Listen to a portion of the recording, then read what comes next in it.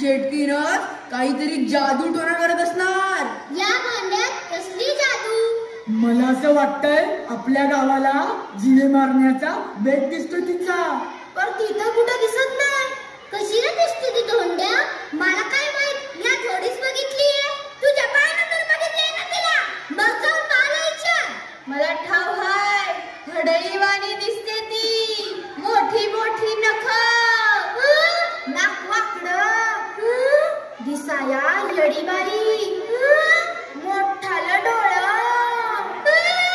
झिपरे केस.